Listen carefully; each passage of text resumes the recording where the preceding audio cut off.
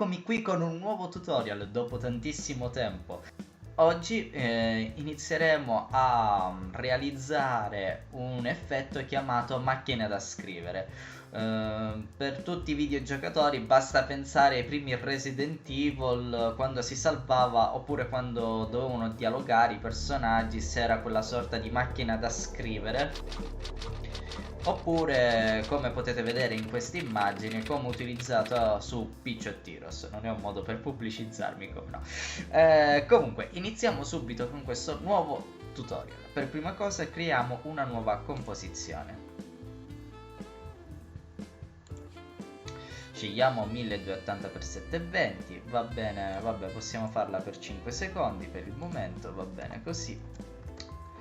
Clicchiamo su ok. Andiamo sul livello nuova tinta unita, facciamo ok, effetto, genera, facciamo scala di sfumatura, prendiamo questo, portiamolo più avanti. Ovviamente è una cosa molto più semplice rispetto ai video che vi ho fatto vedere.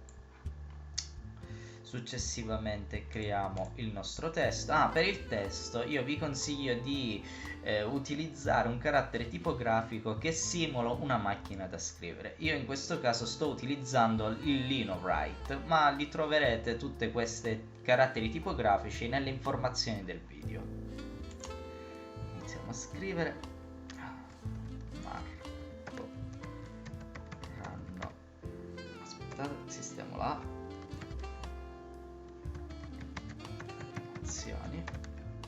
Selezioniamo tutto, tasto veloce CTRL A, clicchiamo sul nero, perfetto, ingrandiamo un pochettino l'animazione, perfetto, centriamo il tutto, non sarà un centro perfetto, però ce lo facciamo bastare.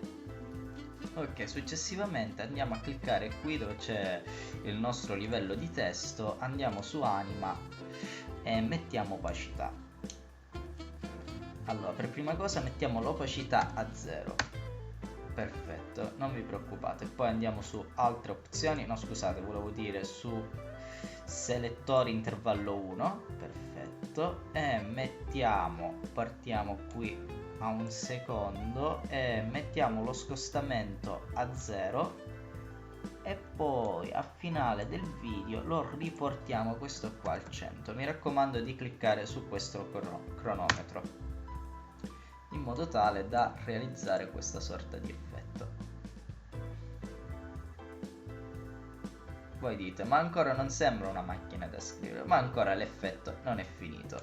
Quindi dobbiamo ricreare un'altra animazione, quindi clicchiamo qua su anima, andiamo su opacità, aprirà un secondo livello di animazione chiamato animatore 2, andiamo su aggiungi proprietà e valore carattere. Sul valore carattere, come vedete qui sotto, aggiungiamo il numero 124 in modo tale da creare queste sorte di stanghettine.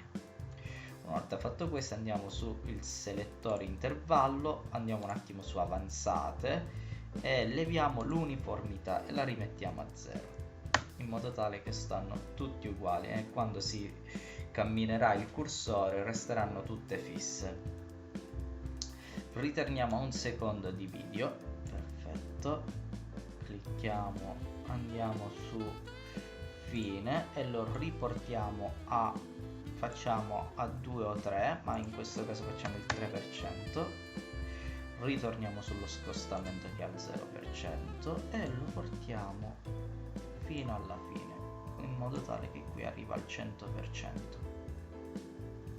Ok, facciamo ripartire il tutto e diciamo che questo effetto può andare bene per il momento. Adesso quello che manca è il nostro effetto sonoro che andiamo a importare subito. Andiamo qui sul progetto, clicchiamo, scusate per il casino ma un sacco di file, andiamo sul desktop, importiamo il nostro suono e lo portiamo qui.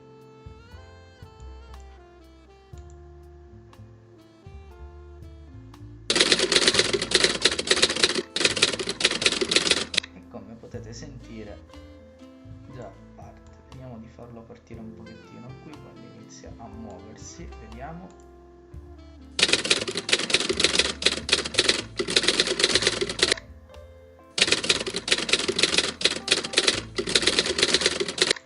Va bene, è il nostro effetto, come creare, diciamo, come simulare più che altro un effetto macchina da scrivere è giunto al termine.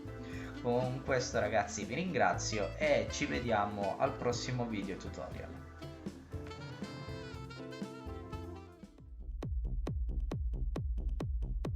Bene ragazzi, questo video è finito. Vi ricordo inoltre che potete vedere la prima puntata di Picciotti-Ross oppure un video random scelto da me, e in più se volete potete seguirmi nella mia pagina Facebook, nella mia pagina di Twitter, nel mio canale di Instagram, e se volete farmi qualche domanda mi trovate pure su Ask. Ah, mi raccomando, non dimenticate di iscrivervi. Ciao ragazzi, alla prossima!